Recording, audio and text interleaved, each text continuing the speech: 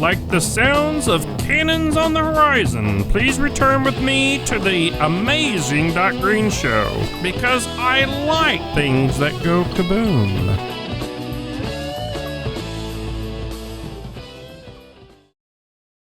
Well, welcome back to segment 2. Thank you guys for sticking with me here on the Saturday show, because we are here for a full 1 hour. I have introduced you previously to Carmen, JayCee. That's CARMEN, and the initials JayCee, as in Jesus Christ. And I just find her to be incredibly refreshing, and I hope you will find her to be the same. So I'm going to share some video with you today from Carmen, JayCee. And I will put the links below, but please subscribe to her on YouTube and X, and let's continue to support common sense here at Freedom 1300. I have something super offensive to say, and if you have been programmed by the mainstream media, I can assure you, you probably will be offended, okay? And I'm just going to apologize in advance, because that's what you have to do. You have to apologize even when you do nothing wrong. But here I am. I'm going to say it anyways, and it's absolutely horrifying. Are you guys ready? It's okay to be white. Oh my gosh, somebody call the cops. Come get me, come lock me up, because I said it. We live in a world where saying something like it's okay to be white, a sentence that literally just affirms someone else's existence, gets treated like it is a hate crime. But you can scream you hate white people and white people are white supremacists and get a blue check mark and a brand deal with no consequences.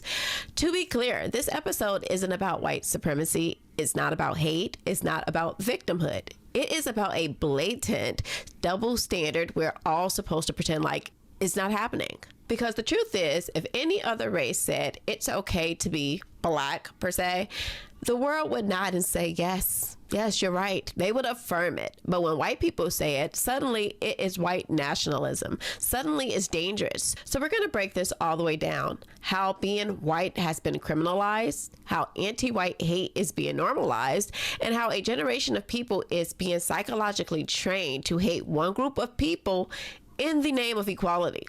And we're going to start with the phrase that triggered the whole thing.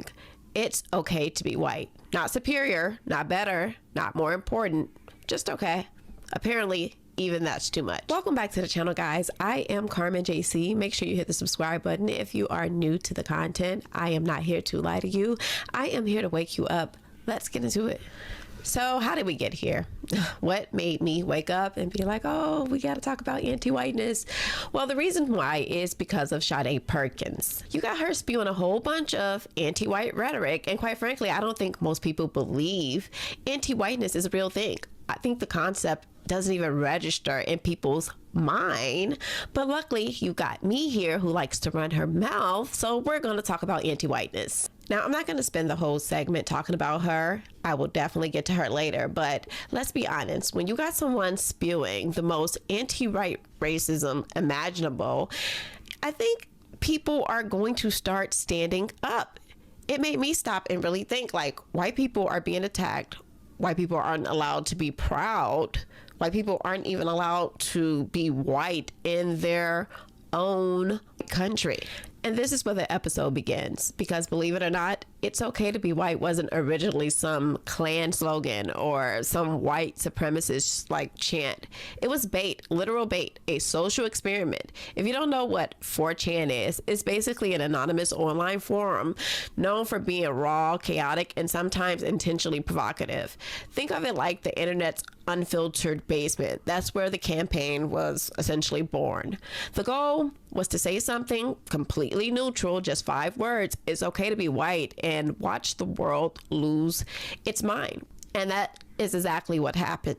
Colleges freaked out. The media spiraled per usual. Schools launched investigations. Politicians made statements. You think somebody set off a bomb in a civil rights museum. That's how serious this was taken. Just, it's okay to be white. Let's go ahead and take a look and see what all the craziness is about. Take a listen. Here's the lead of an actual Washington Post story. Quote, flyers saying it's okay to be white were found taped to the exterior doors of a Maryland high school Wednesday morning, apparently as part of an effort to spark racial division, unquote. Officials at Montgomery Blair High School in suburban D.C. say they ripped down those signs, called the cops, and are investigating security footage to find the monster who did it. The sentiment, it's okay to be white, is now a hate crime. Okay, so what's the correct position? That it's not okay to be white? Being white, by the way, is not something you can control. Like any ethnicity, you're born with it, which is why you shouldn't attack people for it. And yet the left does constantly, in case you haven't noticed. So who's sowing racial division here? They ought to stop. These things never end well. Have we lost our collective minds where if you post something that says white lives matter, you're now a terrorist? What the heck is going on? Let's face it, America was founded by white people. And when we realized our error with slavery, we fixed it. They still haven't fixed it in Somalia, by the way, where Ilhan Omar comes from, or in many other Muslim countries in Africa. Slavery remains constant and consistent. Not to mention there are a number of countries in Africa where if you're just simply the wrong color of black, you will be killed. So the point is, this is ridiculous. You can't change your skin color. You have no effect on what that skin color was. And quite frankly, we're all descendants of one of the three children of Noah. So whether you're a descendant of Ham, Shem, or Japheth, we all come from the same family. This is real. You had principals emailing parents like there was an active shooter on campus over a flyer that said it is okay to be white. That's how emotionally fragile and mentally unstable the culture has become. Meanwhile, you can hang a Black Lives Matter banner in a classroom, paint a rainbow crosswalk on Main Street, and write all cops are bastards in your TikTok bio, and nobody bats an eye. But it's okay to be white is where society draws the line. Let me make a comparison even clearer. You can say Black Lives Matters, Trans Lives Matters, Dogs Lives Matter, but you can't say White Lives Matter. Not to mention the phrase is White Lives Matter is actually trademark. That's why you can't buy a shirt that says it on Amazon or Etsy. Believe me, I've tried, because two black men owns the trademark, and they've said publicly they did it to stop people from using the phrase, not because it's violent, not because it's hateful, just because they disagree with it and it doesn't fit their narrative, essentially. Take a listen to this clip. We want you to meet two black radio hosts from Arizona who are taking action to stop the spread of the phrase White Lives Matter, which is often used by white supremacist groups and has been called a racist response to the Black Lives Matter movement. The Anti-Defamation League called it a hate slogan, and it most recently popped up on T-shirts designed by Kanye West. So these radio hosts trademarked the phrase. Ramses Ja and Quentin Ward host the nationally syndicated weekly racial justice radio show Civic Cypher, and they join us now. Gentlemen, great to see you. So, Ramses, let me start with you. What do you plan to do with this trademark of White Lives Matter? So let me see if I understand this correctly. We've got two black men that have trademarked White Lives Matter, and the reason they trademarked it is to prevent another black man, that would be Kanye West, from selling T-shirts that say White Lives Matter. So in other words, the person they're really harming the most is another black man, but at the same time, they're doing it because they just don't want that slogan out there that White Lives Matter, because obviously to these racists, white lives don't matter at all. This is real. You had principals emailing parents like there was an active shooter on campus over a flyer that said it is okay to be white. That's how emotionally fragile and mentally unstable the culture has become. Meanwhile, you can hang a Black Lives Matter banner in a classroom, paint a rainbow crosswalk on Main Street, and write all cops are bastards in your TikTok bio, and nobody bats an eye. But it's okay to be white is where society draws the line. Let me make a comparison even clearer.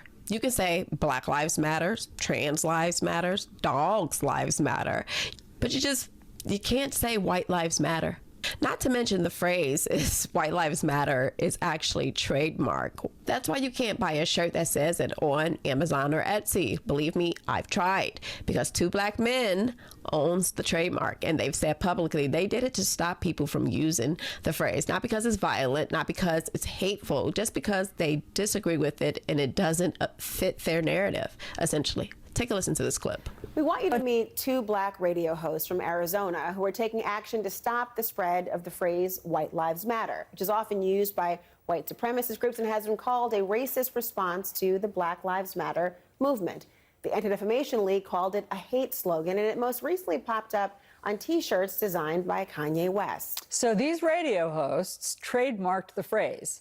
Ramses Ja and Quinton Ward host the nationally syndicated weekly racial justice radio show Civic Cipher, and they join us now. Gentlemen, great to see you. So, Ramses, let me start with you. What do you plan to do with this trademark of White Lives Matter? Well, at present, we plan to do nothing. Nothing is plenty, as you can imagine.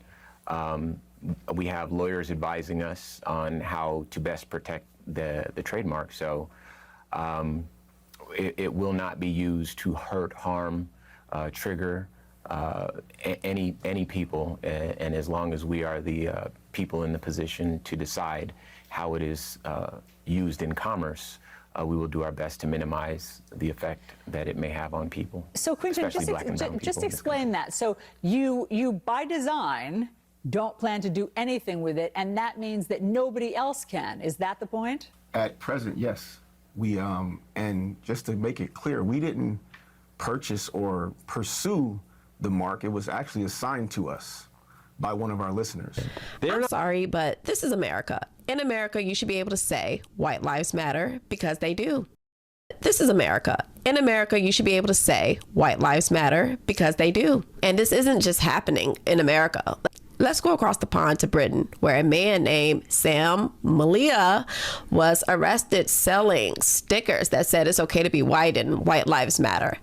Let me repeat that. No threats, no violence, just stickers. Sam Mealy has been sentenced to 2 years in custody. Sam Mealy should be released immediately. He should be released immediately. He should be allowed to attend to the birth of his child because his wife's currently pregnant. Creating stickers calling out multiculturalism, creating stickers calling out anything should not result in 2 years in prison. But least of all, stickers that are actually true. Sam's wife, Laura, is 8 months pregnant, and Sam will now be in prison for the birth of his second child. What a travesty of justice. That from Keith Woods.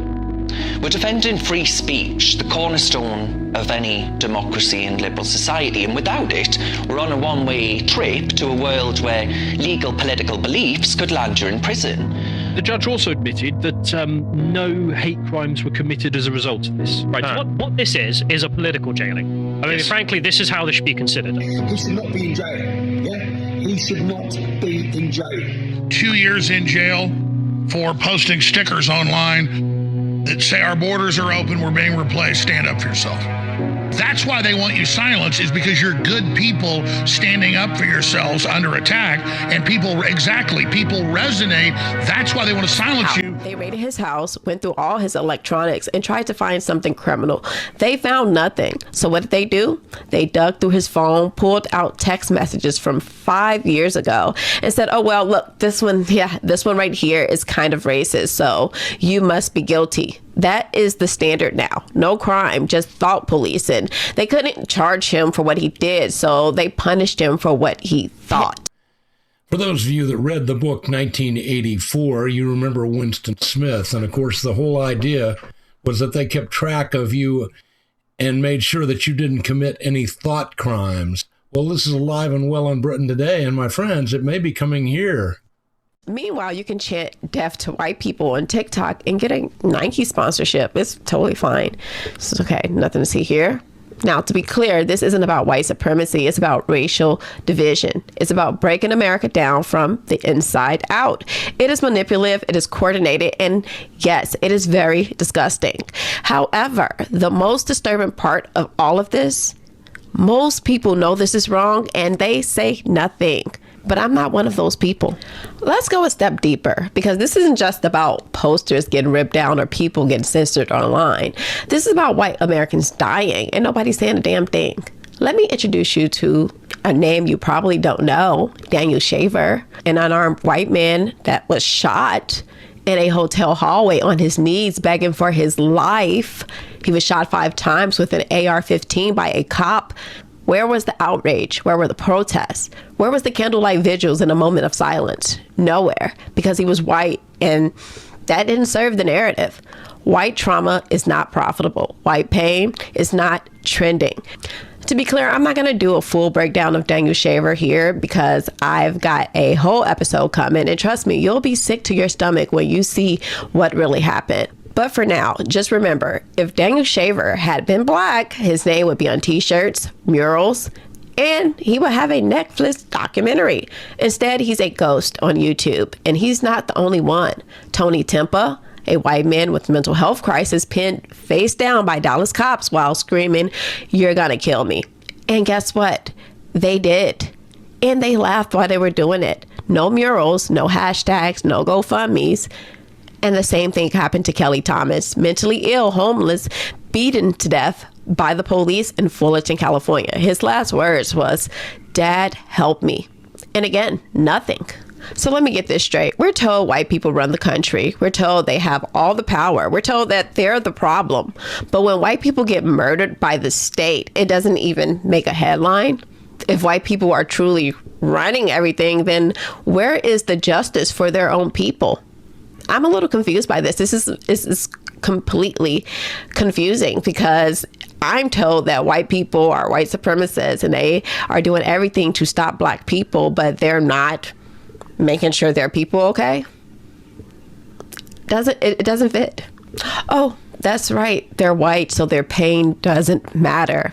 This isn't just silence. This is selective empathy. And quite frankly, it is disgusting. Because if your moral compass only works when it's politically convenient, that means you don't have one. So next time when someone says white people have all the power, ask them who Daniel Shaver is. When they stare at you like a confused goldfish, you'll know the truth. White people aren't running everything. They're just the only group you're allowed to hate publicly, but not on my watch. So if you've been watching my channel, you already know who Sadie Perkins is, the so-called diversity director who laughed about white girls going missing from Camp Mystic. Yeah, that's where we're at right now. And just so you know, she didn't walk it back. No apology, no accountability, nothing. In fact, she doubled down, then tripled down, okay, to be clear. But I'm not going to waste my screen time on her again. We're going to flip the lens because what matters here is the response. And white women, they are not staying quiet about this. They are not happy, and I don't blame them. Let's take a look. To all of you people who are posting my criminal record as if I didn't know I've been to jail before, let me tell you something. Those charges are real, okay? All those assault charges, real. Which means I will not hesitate to kick the dog shit out of any one of y'all, all right? So what you think, Tootsie Pop? You think you're the only that's been to jail for fighting, huh? I'm double your age, and I will feed you to my pigs. You understand? What, you think we're supposed to be afraid? Sitting there in your NWA t-shirt, ninjas with attitude, is that the politically correct way I'm supposed to say what you are? The only thing you got going on that t-shirt, pumpkin, is the first letter. That's it. You're deranged. You're disgusting. Now, let's be clear. Do I promote violence? Absolutely not. Do I understand the anger? Absolutely. Because when you mock the disappearance of children, when you laugh about white girls going missing like it's some type of cosmic payback, that is not just racist, it is demonic. And quite frankly, if someone threatens to feed you to their pigs, you probably earned that energy. Now let's flip the script. If a white woman had made the same comments about missing black girls, CNN would be live streaming the public apology, and Al Sharpton would be already on a flight to wherever he needs to be to play victim. No outrage from the DNC, by the way. No sudden wave of celebrities posting black squares on Instagram. The only people calling this out are normal Americans with common sense, the ones who still believe in basic decency. Oh, I got more for you. We're going to have to bring it to you after this break. So please support our advertisers, and we'll be right back.